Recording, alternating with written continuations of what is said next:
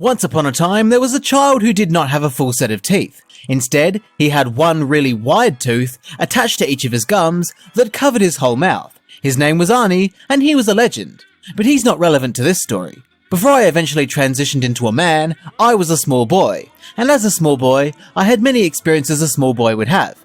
Every so often, we would head over to the house of a family friend for social reasons, and while the adults would sit around and drink and carry on about sports and co-workers and the strange neighbour who's been leaving clumps of hair in their mailbox, us kids would go off and do our own thing. Sometimes that was playing in the backyard, on the trampoline, doing flips, where I once ended up getting my head stuck between the springs and helplessly flailing around like one of those inflatable tube men that dance in front of car dealerships. Other times we would play inside, which is closer to my natural habitat. One of the things they had inside was a PS2, but they didn't have very many games for it. The only game they had that was considered suitable for our young and impressionable minds was Futurama, the video game based on the animated sitcom of the same name. We would play it, and it would be a grand old time. But the thing is, we never made it past the second level. We loved the first level and would play it over and over again. But as soon as the second level came up, we were too stupid and frightened to even get anywhere near beating it. Whenever we played that second level, we would shit ourselves, so we would always beat the first level, quit out of the game, and then play the first level again. I was happy with that arrangement at the time, but as I got older and became less of a pathetic little bitch, I found myself longing to return to the game and beat it. I didn't know anything about it beyond the first level and a little bit of the second level. I wanted to return to it and beat it to see what it was about. For closure, for proving how brave and strong of a boy I've grown into, and also to see if the game was actually good by any measure.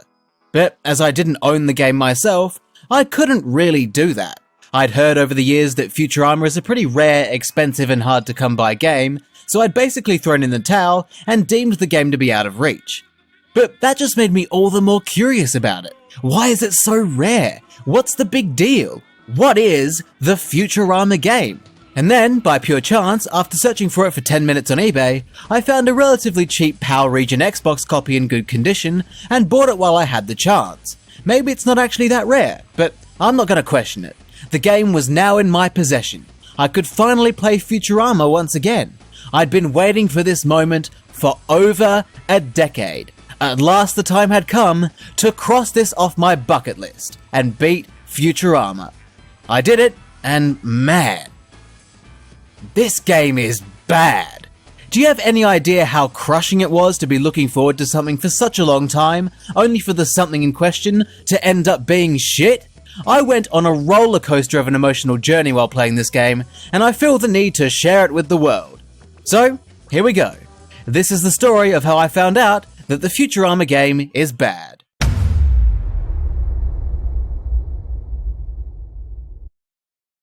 Watching the game boot up and having the opening cutscene play out really hit me with a wave of nostalgia and took me back to that innocent time before I learned that this game was rubbish. And you can understand why I'd be so excited. I'd been waiting for this for well over 10 years, so of course I was keen to have the full experience.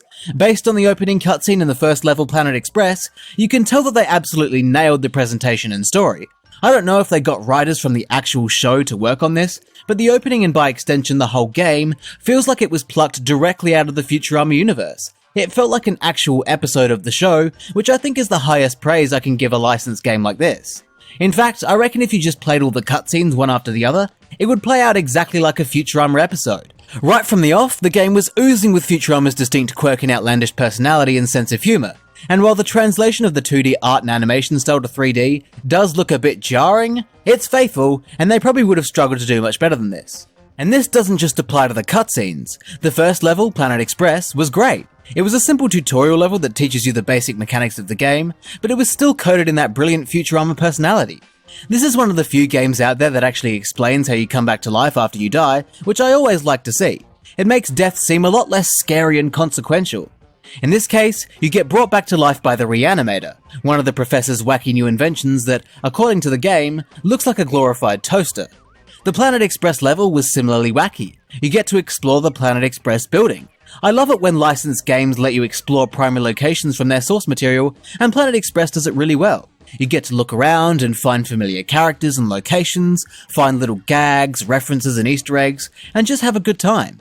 Because this is the only level I've actually beaten from this game, I was familiar with it, and it all came flooding back to me. I knew where to find the missing tools, and it was a joy getting to go through the motions of it once again after so long.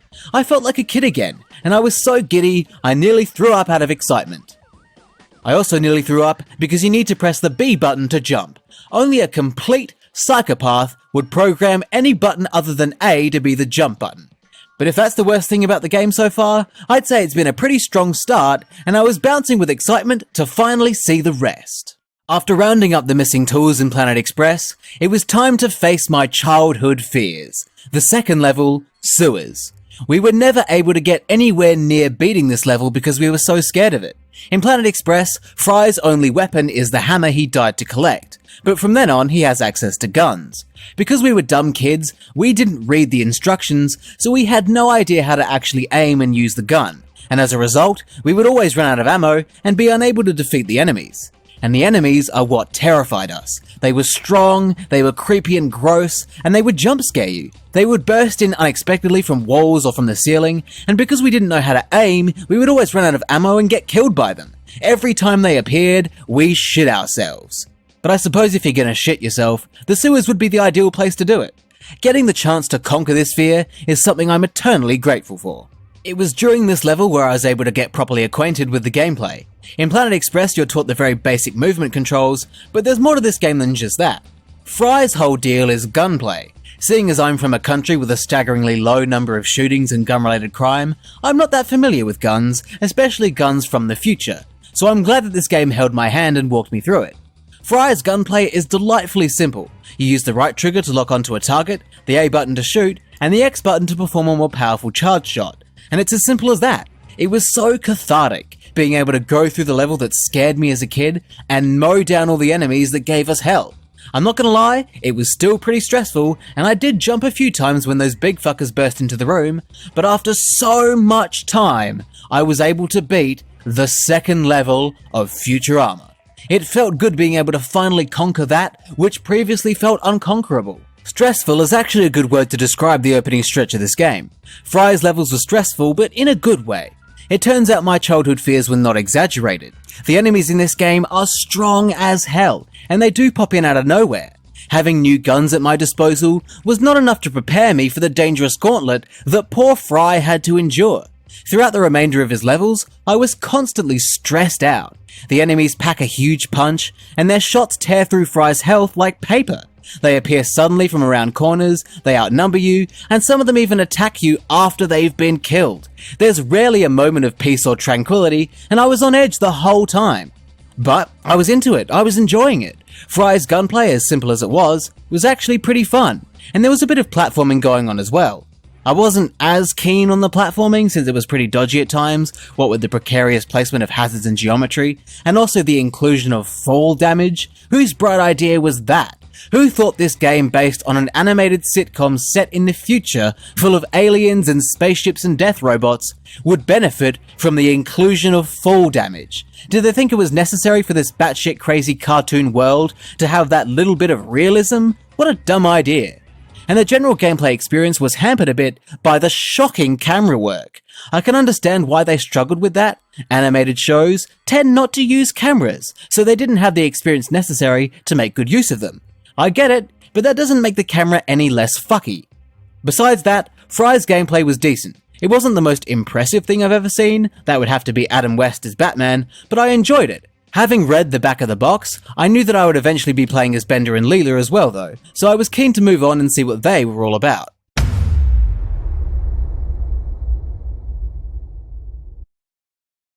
Things were off to a decent start, but unfortunately it did not last. After completing Fry's levels, you then start playing as Bender. And fuck me. Bender's gameplay is so much worse than Fry's. Bender focuses on platforming. You know, the thing that I just said was pretty dodgy. Yeah, it's a shitload of that. To put it simply, Bender is just Fry but without the gunplay. Instead of shooting, he has a lunge attack, a spin attack, and a stomp attack, and that's all he can do. His levels involve wandering around generally plain and boring levels, making really dodgy jumps that you can only make by the skin of your teeth, and fighting enemies that do a lot of damage and take way too many hits to die. And I'm sorry, but it's so boring. I love platformers. I'm a platformer guy. I've played a lot and love a lot of platformers. But Bender's platforming in this game is some of the most mundane platforming I've ever seen. It's incredibly basic, there aren't really any interesting configurations of obstacles and hazards, it's just lots of dodgy jumps with enemies that spray you with shit and are too stocky. This little section of the mine facility level sums up the Bender experience perfectly. This is one of the more interesting platforming challenges in all of Bender's levels, and well, I'll just let you see for yourself.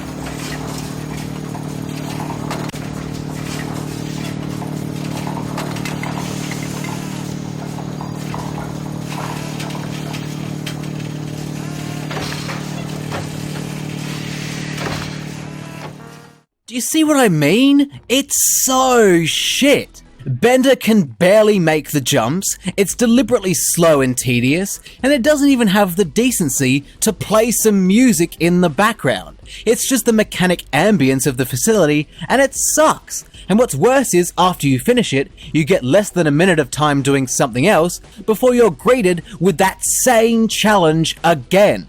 Pretty much all of Bender's levels are like this. They're full of monotonous platforming challenges just like this one. Maybe it's just that I have experience with so many great platformers, so my standards for platforming is higher than your average player, but still, I don't think you can look at Bender doing the same dodgy jumps over and over in levels void of challenge and frankly personality, and honestly say that it's good stuff.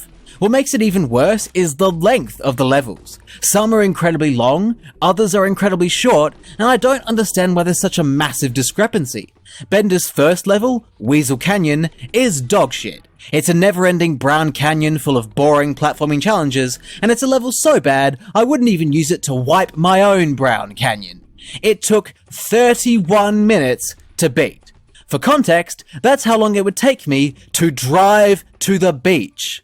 Bender's second level is Run Bender Run, and it's probably my favourite Bender level. It's a blatant ripoff of Crash Bandicoot, which is probably why I like it, but it was still a decently fun level, and the most innovative and interesting of everything Bender has to offer in this game.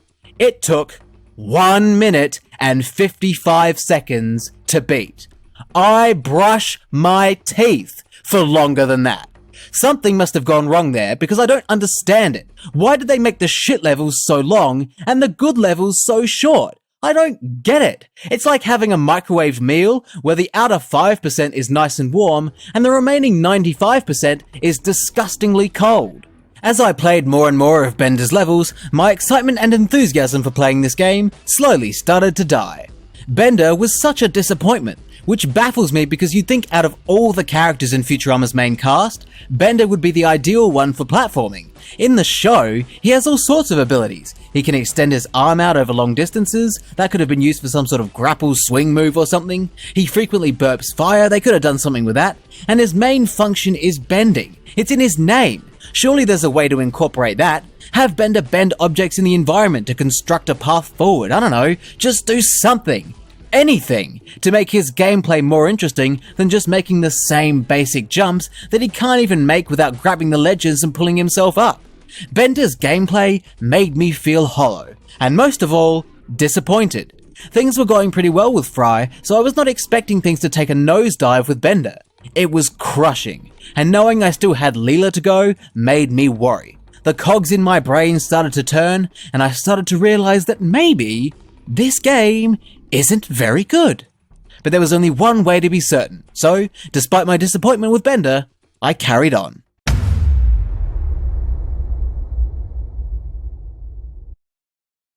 I think it was fair of me to be on edge at this point. When I look back at the innocent excitement I had while playing Fry's levels, I think, you fucking moron. You have no idea what you're in for. And I was a little worried that that was going to happen again with Leela's levels. What if Leela's levels are even worse? I braced for impact and got stuck into it. Leela's gameplay, as you'd expect, is different from the other two characters. She doesn't focus on gunplay like Fry or platforming like Bender, if you can even bring yourself to call it platforming, that is. Instead, Leela focuses on two different things, the first of which being combat. Leela's levels take place on the sun, where her goal is to rid the temple of the sun god of its undead infestors, and to do this, she goes to town on them with hand-to-hand combat. Her first level, Market Square, is purely made up of this combat, and I don't really get it. Leela has a decent amount of moves to use. She has punches, she has kicks, she can roll, and she can even do this flying jump kick that sometimes works and sometimes doesn't. I was able to use these moves to effectively dispose of the weaker, simpler enemies, but when there are enemies greater in both strength and number, I'm not really sure what I'm meant to do. If it's a one-on-one, then it's a fair fight and I can handle it, but that pretty much never happens. You'll often be fighting multiple enemies at once. I was able to get through all the combat encounters, but the whole time, I felt like I was doing it wrong. I genuinely think that if you're fighting more than one enemy, it is impossible to win a combat encounter without taking damage yourself. Leela can't swing hard or fast enough to kill an enemy before they can counterattack, the dodge roll doesn't seem to do anything, and if there's more than one enemy, they gang up on you. Sure, you can use a charged attack to get an easy KO, but you're limited in how many of those you can do. And some enemies, I honestly do not know how to deal with, particularly the suicide bombers. They almost always blow up in my face. I've tried running away from them, that doesn't work. They run faster than Leela can. I've tried killing them before they explode, that doesn't work. Leela can't do enough damage that quickly to pull that off. I've tried using the dodge roll, that doesn't work. No matter how I time it, the explosion always hits Leela. The only way I managed to escape them was to somehow get them stuck on geometry so they couldn't get to Leela, and I had to wait for them to explode. That surely can't be the way to do it. The combat as a whole feels pretty unpolished, because there's no way that this is how it was intended to be. There's no way. On top of combat, Leela also has to do a fair bit of puzzle solving. As she makes her way through the Sun Temple, she not only needs to defeat a shitload of enemies, but she also needs to solve a lot of puzzles. Although, to be honest, calling them puzzles is generous. Pretty much all of them boil down to being basic memory games. They're all some variation on press these switches in a certain order, which is even less complicated than a game of Simon. My PIN number is more of a puzzle than the puzzles in this game. I mean, don't get me wrong, I like the idea of exploring a temple and solving puzzles to open a path deeper into said temple, but when the puzzles are as simple as this, it doesn't really feel that rewarding when you get it right. And don't misunderstand, I don't want the game to ask me to break the Enigma code, but at least try to challenge me. These puzzles are so easy, even the dumbass kids who couldn't get past the sewer level would have breezed through them. It was during Leela's levels when my disappointment with this game then morphed into confusion. I started to question what this game was trying to do. Why are we doing combat and puzzles now? It started out as a third-person shooter with Fry, it then became a platformer with Bender, and now it's a combat-focused, puzzle-solving dungeon crawler sort of deal with Leela. And I'm just baffled by why they would do that. It was starting to feel like some kind of tech demo. I get that they're different playable characters with different abilities, but surely it would be better to pick one style of gameplay and make it really good, rather than have multiple styles of gameplay and have them be okay at best. They're all holding guns on the cover. Why not make the game solely out of Fry's gameplay and let Bender and Leela do the same using unique weapons? It's not like they nailed the other kinds of gameplay. Get everyone a bit of gunplay. It baffles me why they didn't do that and instead opted for something objectively worse. What also baffles me is that even though Bender is supposed to be the platforming character, Leela has the better platforming. Leela's level in a temple has better platforming than all of Bender's levels put together, because it has actual hazards and platforming challenges that make use of the character's abilities and don't rely on boring you to death. Leela made me question everything. What is this game? What is it trying to be? I was just confused. But I was also relieved, because even though Leela's gameplay wasn't the greatest, it was at least better than Bender's, and that gave me a bit of hope. Maybe I'd already gotten through the worst part of the game without even realizing it. I mean, the game can't get any worse, can it?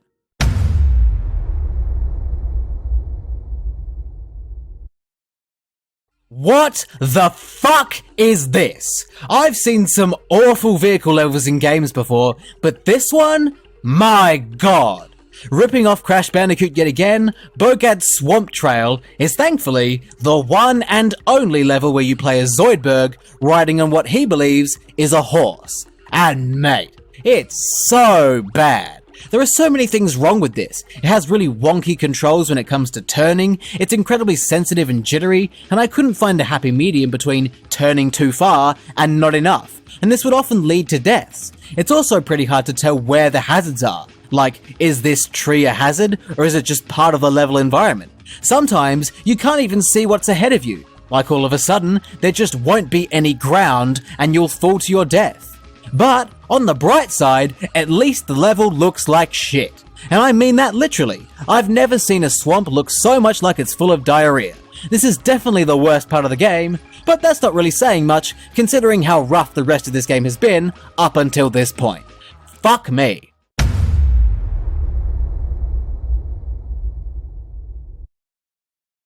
After beating Zoidberg's level, I'd accepted what I didn't want to be true. The Futurama game is bad, and the final stretch of levels basically confirmed that. Playing as each character in quick succession really highlighted just how dire the experience is. Bender is the worst part. Well, no, Zoidberg is the worst part, but he's not around long enough to be worth talking about any more than I already have. Of the main three, Bender is the worst, and his final level, Bender's Breakout, doesn't do him any favours. His gameplay is just nothing. It couldn't be any more bare bones. He's stuck with incredibly dull platforming, and when he's not doing incredibly dull platforming, he's fighting enemies that simply refuse to die. It's like trying to kill a T-Rex with a fly swatter. Leela is slightly better, being better at both platforming and combat, but her levels still aren't great. They're full of too many enemies, some of which I can't figure out how to beat without taking an explosion to the face, and the puzzles within them are so basic they could probably be solved by a goldfish. And her final level, Leela's Last Laugh, doesn't even showcase that. It's just a bunch of corridors, and you wander around them looking for keycards to open doors, and going through those doors to look for more keycards to open more doors. And even a level like that has better platforming than Bender. And honestly, even though I was keen on it at the start, Fry's return wasn't as enjoyable as I was hoping it would be.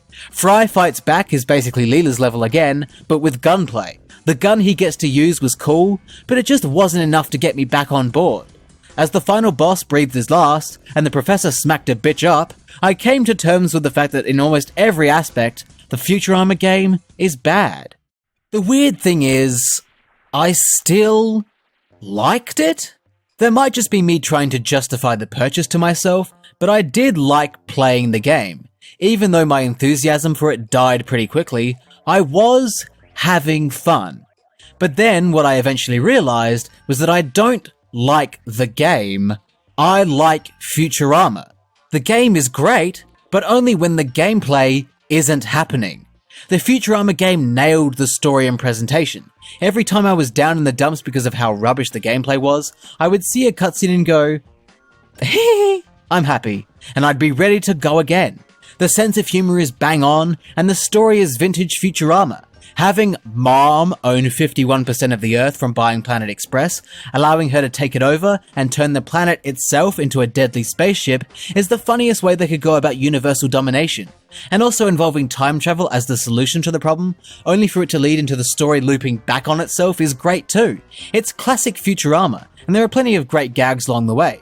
The presentation of the game, from the story and sense of humour to the music and art style, make it feel like I'm watching an episode of Futurama that is occasionally interrupted by shitty gameplay. Even the loading screens reference jokes from the show, and that's the Futurama game's saving grace. For brilliantly capturing the soul of the show, I give the Futurama game an A+. For the gameplay, I give it a fuck off. If you're eager to see the story, just watch the cutscenes somewhere online. The actual game itself is not worth playing for a lot of reasons. To keep it short, I'll simply say that the Futurama game is bad. I personally got some value out of it, it healed a wound of my past, and gave me some closure, finishing off what was an incomplete experience, and for that it was worth the trouble. But unless you're either a Futurama superfan, or you've got a similar past to mine, you're better off spending your money on a time machine to go back to the past to prevent this tragedy from ever occurring. Kinda like the story of the game. Thank God it's over. Now, I wonder what's on eBay. Once upon a time, there was a child who did not have a full set of teeth.